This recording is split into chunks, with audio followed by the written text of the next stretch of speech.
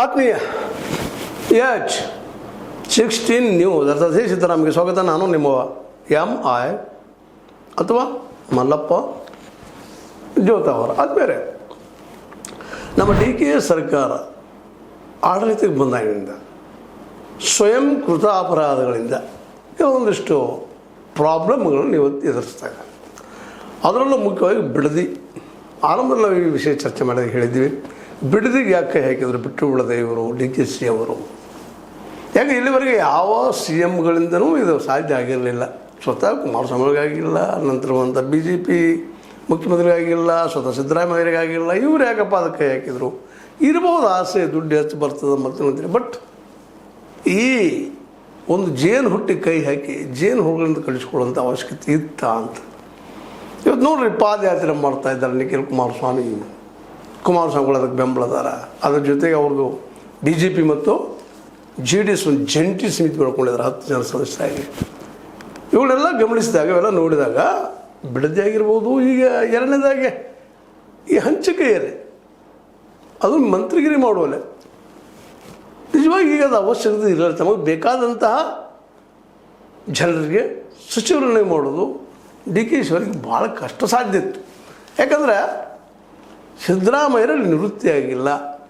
ಅವ್ರು ಇದಾರಲ್ಲೇ, ನಾ ರಾಜಕೀಯದಲ್ಲಿ ಇದ್ದೀನಿ ಅಂತ ಹೇಳಿದಾರೆ. ಇಂಥ ಪ್ರಸಂಗದಲ್ಲೇ ಅವರೇನೋ ನಿಜವಾಗಿಯೂ ಇವತ್ತು DKC ಅವರು ಸಿದ್ದರಾಮಯ್ಯ ಋಣಿಯಾಗಿರ್ಬೇಕು ಹೈಕಮಾಂಡ್ಗಿಂತ. ನಾನು ಬಿಡೋದೇ ಇಲ್ಲ ಅಂತಿದ್ರೆ ಇವ್ರೇನು ಮಾಡ್ತಾಯಿದ್ರು? ಪಕ್ಷ ಹೊಡಿತಿದ್ದೀರಾ? ಸಿದ್ದರಾಮಯ್ಯರಾಗ ಅವ್ರ ಬೆಂಬಲಿಗರಿಗೆ 80 ಜನ ಶಾಸಕರಿದ್ದರು. ಇವತ್ತು ಅಲ್ಲಲ್ಲೇ ಇದ್ದವ್ರು ಇಲ್ಲಂತಲ್ಲ. ಅವ್ರನ್ನ ತೊಗೊಂಡು ಪಾರ್ಟಿ ಹೊಡೆದ್ರೆ ಇವ್ರೇನು ಮಾಡ್ತಾಯಿದ್ರು? ಮುಖ್ಯ ಸಿದ್ದರಾಮಯ್ಯರ ಕುರ್ಚಿ ಬಿಟ್ಟಿದ್ದರಿಂದ ತ್ಯಾಗ ಅಂತಿರೋ, ಮತ್ತೇನಂತಿರೋ, ಅನಿವಾರ್ಯತೆ ಅಂತಿರೋ, ಹೈಕಮಾಂಡ್ ತೋರ್ದು ಅಂತಿರೋ, ಅದು ನಿಮಗೆ ಬಿಟ್ಟಂಥದ್ದು.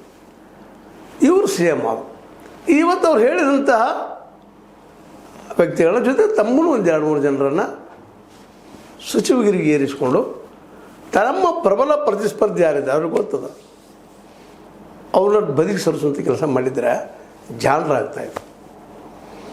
ಎರಡೂ ಸಂದರ್ಭದಲ್ಲಿ ತಪ್ಪು ಮಾಡಿದರು. ಮೊದಲನೇ ಸಂದರ್ಭದಲ್ಲಿ ತಪ್ಪು ಮಾಡಿದರು. ಸ್ವತಃ ಅವ್ರ ಅತ್ಯಂತ ಆತ್ಮೀಯ ಮಿತ್ರರು ರಾಮಲಿಂಗಾರೆಡ್ಡಿ ಅವರು ಮಾಡಿದರು. ಅನೇಕರು ಅದೇ ಕಾಲಕ್ಕೆ ನಮ್ಮ ಕೃಷ್ಣ ಬೈರೇಗೌಡರು ಮಾಡಿದರು. ಇನ್ನೂ ತಿಕ್ಕಾಟದ ಮುನಿಯಪ್ಪ ಅವ್ರದ್ದು ಒಂದನೇ ಹಂತ. ಈಗ ಎರಡನೇ ಹಂತ ಎಲ್ಲರೂ ಮಿನಿಸ್ಟರ್ ಆದರು. ನಮಗೆ ಬೇಕಾದ್ರೆ ನಮ್ಗೆ ಕೊಟ್ಟಿಲ್ಲ. ಇವು ಕೃಷ್ಣಪ್ಪ ಎದ್ದು ಕುಳಿತಿದ್ದಾರೆ, ನಾನು ಆಗಲೇಬೇಕಂತೇಳಿ ಕೊನೆಯ ಕ್ಷಣದಲ್ಲಿ ಇವು ಬೆನ್ನಮ್ಮಗಳು ನಿಮ್ಗೆ ಗೊತ್ತದ. ಈಗಾಗಲೇ MLC ಇದ್ದಂಥವ್ರು ಅವ್ರಿಗೂ ಸಹಿತ ಇವತ್ತು ತಪ್ಪಿದ್ರಿಂದ ಅವ್ರು ಚಟ್ಪಡಿಸ್ತಾ ಇದ್ದಾರೆ. ಜೊತೆ ತುಕಾರಾಮ್ ಅವ್ರ ಮಿಸ್ಸಸ್ ನಮಗೆ ಬೇಕಂತ ಹೇಳ್ತಾ ಇದ್ದಾರೆ. ಅದರಿಂದ ಹೆಚ್ಚಿಗೆ ಲಕ್ಷ್ಮೀಬಾಯಿ ಹೆಬ್ಬಾಳ್ಕರ್ ನಮಗೆ ಬೇಕಂತ ಹೇಳ್ತಾ ಇದ್ದಾರೆ. ಪಟ್ಟಣ್ ನಮಗೆ ಸೇರ್ಬೇಕಂತ ಹೇಳ್ತಾ ಇದ್ದಾರೆ. ಅನೇಕರ ವಿರೋಧ ಮಾಡಲಿಕ್ಕೆ ಶುರು ಮಾಡಿಬಿಟ್ಟು ಅದನ್ನು ತೆಲುವನ್ನು ಹಂಚಿಕೆ ತೆಲುವನ್ನು ಸಿದ್ದರಾಮಯ್ಯ ತಲೆ ಕಟ್ಟಿ ಆಡಳಿತದ ಮೇಲೆ ಗಮನ ಇಟ್ಟು ಮಾಡಿದರೆ 2028ರಲ್ಲಿ ಗೆಲ್ಲುವ ಅವಕಾಶ DKC ಅವ್ರಿಗೆ ಹೆಚ್ಚಾಗ್ತಿದ್ದು. 2028ರಲ್ಲಿ ಮತ್ತೂ ಕಾಂಗ್ರೆಸ್ ಗೆದ್ದಪ್ಪ ಅಂದರೆ ಸಹಜದ ಅವರ ಮುಖ್ಯಮಂತ್ರಿ ಆಗ್ತಿದ್ರು. ಮತ್ತೆ ಸ್ವತಂತ್ರ ಸಿಗ್ತಿತ್ತು. ಇನ್ನಷ್ಟು ತಮ್ಮ ಬೇಕಾದ ಅವ್ರನ್ನ CMಗಳನ್ನೋ ಇದು ಮಂತ್ರಿಗಳನ್ನೋ ಮತ್ತೆ ಮಾಡೋಕ್ಕೆ ಸಾಧ್ಯ ಆಗಿತ್ತು. ಅದೆಲ್ಲ ಬಿಟ್ಟುಕೊಟ್ಟು ಇದೇ ಸಂದರ್ಭದಲ್ಲಿ ತಮ್ಮ ಬೇಕಾದವ್ರಿಗೆಲ್ಲ ತೊಗೊಳ್ಳುವಂಥದ್ದು ಸ್ವತಂತ್ರ ಬೇಕು. ಹೌದು, ಪ್ರತಿಯೊಬ್ಬಗ CMಗೆ ಯಾರಾದರೂ ಬಯಸೋದು ನಮಗೆ ಬೇಕಾದರೂ ಕ್ಯಾಬಿನೆಟ್ ಮಾಡ್ಕೋಬೇಕಪ್ಪ ಅಂತ. ಅದು ಪರಿಸ್ಥಿತಿ ಹಂಗಿಲ್ಲ. ಯಾಕೆಂದ್ರೆ ಇನ್ನೊಬ್ಬ ನಾಯಕರು ಇದ್ದಾರಲ್ಲೇ, ಅದು ಮಾಸ್ ಲೀಡರ್. ಒಂದು ರೀತಿಯಿಂದ ಕರ್ನಾಟಕದಲ್ಲೇ ರಾಹುಲ್ ಗಾಂಧಿಗಿಂತ ಹೆಚ್ಚು ಜನಪ್ರಿಯರು ಯಾರಪ್ಪ ಅಂದ್ರೆ ಸಿದ್ದರಾಮಯ್ಯನವರು. ಇಂಥ ಒಂದು ಪ್ರಸಂಗದಲ್ಲೇ ಈ DKC ಅವರು ತಪ್ಪು ಮಾಡಿದ್ದು ಸರಿನಾ ಅಂತ ಇವತ್ತು ನೋಡ್ರಿ. ಜಂಟಿ ಸಮಿತಿ ಮಾಡಿದ್ದಾರೆ, ಜಂಟಿ ಹೋರಾಟ ಮಾಡಿದರು. ಜಂಟಿ ಸದಸ್ಯರು 10 ಜನ ಕೊಡುವ ಸಮನ್ವಯ ಸಮಿತಿ ಇದೆ. ಇವತ್ತು ಅವರು ಹೋರಾಟಗಿಳಿತಾ ಇದ್ದಾರೆ, ಪಾದಯಾತ್ರೆ ಮಾಡ್ತಾ ಇದ್ದಾರೆ, ಬಿಡದಿನ ದೊಡ್ಡ ಇಶ್ಯೂ ಮಾಡ್ತಾ ಇದ್ದಾರೆ. ಈಗ ತಂಬುವುದು ಮಾಡಲಿಕ್ಕೆ ಸಾಧ್ಯ ಇಲ್ಲ. ಇದು ಅಲ್ಪಾವಧಿಯ CM 2 ವರ್ಷ ಎಷ್ಟು ಏನು ಹೋಯ್ತು. ಈಗ ಹೋಗ್ತಾ ಇದೆ, ಉಳಿದ 3-4 ತಿಂಗಳು ಹೋಯ್ತು. ಈಗ ಅದಂತೆ ಸೀಟ್ ಹಂಚಿಕೆ ಮಂತ್ರಿಗಿರಿ ಇನ್ನೂ ಅನೇಕ ಸಮಯ ಒಂದರಿಂದ ಒಂದು ಶುರು ಆಗ್ತಾ ಇದ್ದಾವೆ. ಈಗೆಲ್ಲರೂ ಹೇಳ್ತಾ ಇದ್ದಾರೆ ಮೇಲ್ಮಾತಿಗೆ. ಬಾಲಕೃಷ್ಣ ಅವರಾಗಿರ್ಬೋದು, ನಮ್ಮ ಪ್ರಿಯಾಂಕ್ ಖರ್ಗೆ ಅವರಾಗಿರ್ಬೋದು, ಇನ್ನುಳಿದವರಾಗಿರ್ಬೋದು, ನಾನು ರಾಜೀನಾಮೆ ಕೊಡ್ತೀನಿ ರೀ ಸಚಿವರಿಗೆ, ನಾನು ರಾಜೀನಾಮೆ ಕೊಡ್ತೀನಿ ರೀ. ಇದು ಆಗದ ನೋಡಬೇಕಾಗಿತ್ತು. ಇಂಥ ಪರಿಸ್ಥಿತಿ ಬರ್ತದೆ ಗೊತ್ತಿದ್ದು ರಾಜಕೀಯ ಅನುಭವ ಇದ್ದರೂ ಸಹಿತ DK ಶಿವಕುಮಾರ್ ಅವರು ಯಾವ ಒಂದು ಅತಿ ಆತ್ಮವಿಶ್ವಾಸದಿಂದ ಕೈ ಹಾಕಿದ್ರೆ ಇದಕ್ಕೆ ಅನ್ನೋ ಸಹಿತ ಅಷ್ಟು ಪ್ರಮುಖ ಆಗ್ತದೆ. ಏನೋ ಆಗಲಿ ಈಗ ಮಾತ್ರ ಡಿ ಕೆ ಶಿ ಅವರು ಪರಿಸ್ಥಿತಿ ಹೆಂಗಾಗಿದಪ್ಪ ಅಂತಂದ್ರೆ ಇತ್ತು ದರಿ ಅತ್ತ ಪುಲಿ, ಈ ಕಡೆ ಹುಲಿ, ಈ ಕಡೆ ಕೆರೆಯಾಗಿ ಬಿದ್ದರೆ ಈಸಾಗಿ ಬರೋಂಗಿಲ್ಲ, ಆ ಕಡೆ ಹೋದರೆ ಹುಲಿ ಬಾಯಿಗೆ ಸಿಗದ ತಪ್ಪಿಸ್ಕೊಳಕ್ಕಾಗೋದಿಲ್ಲ. ಈ ಸಂದರ್ಭದಲ್ಲೇ ಇದನ್ನು ಸರಿಯಾಗಿ ಯುಟಿಲೈಸ್ ಮಾಡ್ಕೊಳ್ಳೋಂಥ ಈಗಾಗಲೇ ಯಾವ ಇಶ್ಯೂನೂ ಇರಲಿಲ್ಲ. ಬಿ ಜೆ ಪಿಗಾಯಿತು, ಜೆ ಡಿ ಎಸ್ಗೆ ಆಯಿತು, ಅನೇಕ ತಮ್ಮ ಜನರನ್ನು ಕಳ್ಕೊಂಡು ಪಾಪ ತೊಂದರೆಯಲ್ಲಿದ್ದರು. ಅನೇಕ ಬಿ ಜೆ ಪಿದ ಅನೇಕ ಜನ ತೆಗೆದು ಹೋಗಿದ್ರು, ಜೆ ಡಿ ಎಸ್ಸಿಂದ ಅನೇಕ ಜನ ತೆಗೆದು ಹೋಗಿದ್ರು. ಕಾಂಗ್ರೆಸ್ ಬಲಿಷ್ಠ ಆಗೈತೆ ಅವತ್ತು. ಇಂಥ ಒಂದು ಪ್ರಸಂಗದಲ್ಲ ಈ ಒಂದು ಮಂತ್ರಿಗಳು ಹಂಚುವಲ್ಲ ಮಾಡಿದ ತಪ್ಪಿನಿಂದಾಗೆ ಅನೇಕರು ನಾನು ಬಿಡ್ತೀನಿ, ನೀನು ಬಿಡ್ತೀನಿ, ನಾ ಹೊರ ಹೋಗ್ತೀನಿ, ನೀವು ಹೊರ ಹೋಗ್ತೀನಿ ಅನ್ನುವಂಥ ಒಂದು ವಾತಾವರಣ ಕ್ರಿಯೇಟ್ ಆಗಿ ಈಗ ಜೆ ಡಿ ಎಸ್ ಅವ್ರು ಹೇಳ್ತಾರೆ ನಾವು ತೊಗೊಳ್ತೀವಿ ಬರ್ರಿ ನಮ್ಮಲ್ಲಿ ಅಂತಾರೆ. ಇದೆಲ್ಲ ಬೇಕಿತ್ತ ಅನ್ನುವಂಥದ್ದು. ಯಾಕಂದ್ರೆ ಇಲ್ಲಿ ಗಮನಿಸಬೇಕಾಗಿದ್ದೇನಪ್ಪ ಅಂತಂದ್ರೆ ಡಿ ಕೆ ಶಿ ಅವರು ತಮಗಿರುತ್ತಿರುವಂಥ ಅಲ್ಪಾವಧಿಯ ಸೇಮ್ಗಿರಿಯನ್ನು ಯಾವ ರೀತಿಯಾಗಿ ದುಡಿಸ್ಕೊಳ್ಬೇಕು, 2028ರಲ್ಲಿ ತಮ್ಮ ನೇತೃತ್ವದಲ್ಲೇ ಗೆದ್ದ ಮರಳಿ ಸಿ ಎಮ್ ಆಗುವಂಥ ಪ್ಲ್ಯಾನ್ ಅವ್ರು ಮಾಡಬೇಕಾಗಿತ್ತು. ಅಂದ್ರೇನೋ ಅವರು ತಮ್ಮ ರಾಮನಗರಕ್ಕೂ ಎಲ್ಲೇ ಹೋದ ಅಂತಾರೆ, ಇಲ್ಲ ನಮ್ಮನ್ನು ಮುಂದಿನ ಸಲ ಆರಿಸ್ಕೊಂಬರ್ರಿ, ನಾನು ಮುಂದಿನ ಸಿ ಎಮ್ ಆಗೋಂಗೆ ಮಾಡಂತ ಅನ್ನೋ ಅವಶ್ಯಕತೆ ಇರಲಿಲ್ಲ. ಹಾಗೆ ಹೋಗ್ಬಿಟ್ಟಿದ್ರು ಅವರು ಸಿ ಎಮ್ಮು. ಯಾಕಂದರೆ 2028ರಲ್ಲಿ ಇವರು ಸುಮ್ಮನೆ ಉಳಿದಿದ್ರಪ್ಪ, ಯಾರು ಆಗ್ತಿದ್ರು ಗೊತ್ತಿಲ್ಲ, ಗೆದ್ದ ಮತ್ತೆ ಯಾರು ಆಗ್ತಾರೋ ಗೊತ್ತಿಲ್ಲ, ವಾತಾವರಣ ಹೇಗಿರ್ತೋ ಗೊತ್ತಿಲ್ಲ. ಇವತ್ತಂತ ಹೆಂಗೂ ಆಗಿದ್ರು. ಅದನ್ನು ಉಳಿಸ್ಕೊಳ್ಳೋಂಥ ಒಂದು ಜವಾಬ್ದಾರಿಯುತ ಕೆಲಸವನ್ನು ನಮ್ಮ ಡಿ ಕೆ ಶಿವಕುಮಾರ್ ಅವರು ಮಾಡಲಿಲ್ಲೇನೋ ಅಂತೇಳಿ. ಹೀಗಾಗಿ ಇವತ್ತು ಡಿ ಕೆ ಶಿ ಅವರು ಏನಪ್ಪ ಅಂದ್ರೆ ಬರ್ತಾ ಬರ್ತಾ ಬರ್ತಾ ಅಲೋನ್ ಆಗ್ತಾಯಿದ್ದಾರೆ. ಬಿಡದಿ ವಿಷಯದಲ್ಲಿ ಯಾರೂ ಜೊತೆ ಕೊಡ್ತಾ ಇಲ್ಲ. ಅವರು ಬಾಲಕೃಷ್ಣ ಅವರು ಇವರು ಒಂದಿಷ್ಟು ಇದ್ದಾರೆ, ಅವರಷ್ಟೇ ಮಾತಾಡ್ತಾರೆ, ಉಳಿದವರು ಯಾರೂ ಇಲ್ಲ. ಯಾವ ಹಿರಿಯ ನಾಯಕರು ಇವರು ಬೆಂಬಲಿಸ್ತಾ ಇಲ್ಲ. ಹೀಗಾಗಿ ಇವರ ಒಂದು ಈ ನಿರ್ಧಾರದಿಂದಾಗಿ ಇವತ್ತು ಕುಮಾರಸ್ವಾಮಿಗಳು ಎದ್ದು ನಿಂತಿದ್ದಾರೆ, ಬಿ ಜೆ ಪಿ ಎದ್ದು ನಿಲ್ತಾ ಇದೆ. ಇನ್ನಷ್ಟು ಇದು ಭಿನ್ನ ಮತ ಶುರುವಾಗಿದೆ. ಸಿದ್ದರಾಮಯ್ಯ ಮತ್ತು ಡಿ ಕೆ ಶಿ ಅವ್ರ ಗುಂಪಿನ ಮಧ್ಯದಲ್ಲೇ ಇವರು ಅವ್ರ ಮಂದಿನ ಸೆಳ್ಕೊಳ್ಳುವಂಥದ್ದು, ಅವರು ಇವ್ರ ಮಂದಿನ ಸೆಳ್ಕೊಳ್ಳುವಂಥ ಕೆಲಸಗಳು ನಡೀತಾ ಇದ್ದಾವೆ. ಏನಾಗಬಹುದು ಅನ್ನುವ ಅತಂತ್ರ ಸ್ಥಿತಿ ಇವತ್ತು ನಿರ್ಮಾಣ ಆಗಿದೆ. ಇಂಥ ಪರಿಸ್ಥಿತಿ ಮುಂದುವರಿತಪ್ಪ ಅಂದ್ರೆ 2028ರಲ್ಲಿ ಡಿ ಕೆ ಶಿ ಅವ್ರ ಸರ್ಕಾರ ಮರಳಿ ಬರ್ತದನ, ಅಧಿಕಾರಕ್ಕೆ ಬರ್ತದನ, ಅಧಿಕಾರ ಹಿಡಿತದನ ಅನ್ನೋಂಥ ದೊಡ್ಡ ಚರ್ಚೆ ಕಾಂಗ್ರೆಸ್ನಲ್ಲಿ ನಡೀತಾ ಇದೆ.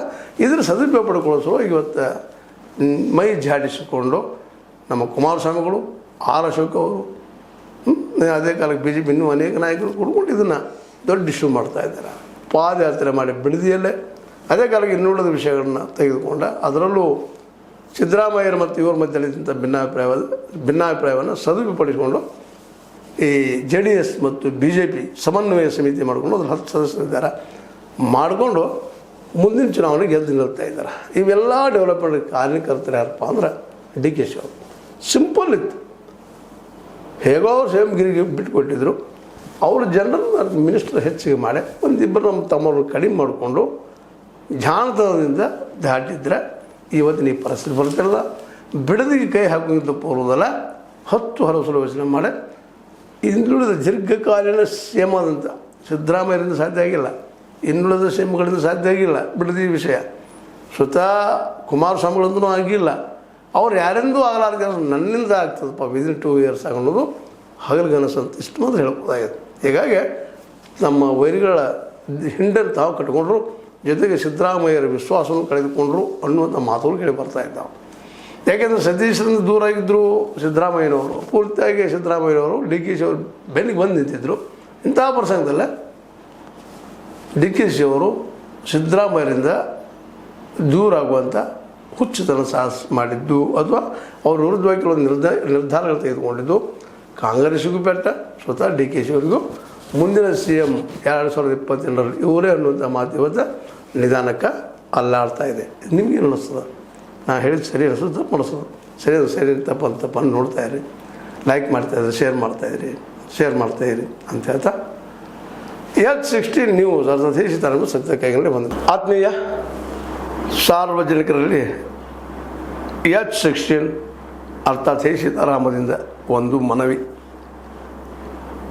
ಈ ಸಂಸ್ಥೆ ಭ್ರಷ್ಟಾಚಾರ, ಅನ್ಯಾಯ, ಅತ್ಯಾಚಾರಗಳಿಂದ ನೊಂದವರ ವೇದಿಕೆ, ಅನ್ಯಾಯಕೋರರ, ಭೂಗಳ್ಳರ, ನಶಾ ಸಾರಾಯಿ ಮಾಫಿಯಾಗಳ ವಿರುದ್ಧದ ಧ್ವನಿ, ರೈತರ, ಕೂಲಿಕಾರ, ಕಾರ್ಮಿಕರ, ಬಿದ್ದ ಸಮುದಾಯ ಜನರ ಧ್ವನಿ ಬೆಂಬಲವಾಗಿ ನಿಂತು ತನುಮನ ಧನದ ಸಹಾಯಕ್ಕೆ ಸಾರ್ವಜನಿಕರಲ್ಲಿ ಕೋರಿಕೆ. ದಾನದ ಸಹಾಯ ನೀಡಿ ಸ್ವಾತಂತ್ರ್ಯ ಪತ್ರಿಕೋದ್ಯಮ ಉಳಿಸಿ ಬೆಳೆಸಿ. ವಂದನೆಗಳು. ತಮ್ಮನ್ನೇ ನಂಬಿರುವ ಮಲ್ಲಪ್ಪ ಇ ಜೋತಾವರ್. ಈ ಕೆಳಗಿನ QR ಸ್ಕ್ಯಾನ್ ಮಾಡಿ ಅಥವಾ ಈ ನಂಬರ್ ಅಂದರೆ 7411402405ಗೆ ಇಲ್ಲ 9686864852ಗೆ ನೀವು ಫೋನ್ಪೇ ಮಾಡಿ, ಪೇಟಿಎಮ್ ಮಾಡಿ ಅಥವಾ ಇನ್ನಾವುದೇ ಮಾಧ್ಯಮದಿಂದ ಗೂಗಲ್ ಮೂಲಕ ಸಹಾಯ ಮಾಡಿ ಈ ಪ್ರಾಮಾಣಿಕ ಪತ್ರಿಕೋದ್ಯಮವನ್ನು ಉಳಿಸಿ ಅಂತ ಮತ್ತೊಮ್ಮೆ ಮನವಿ. ವಂದನೆಗಳು.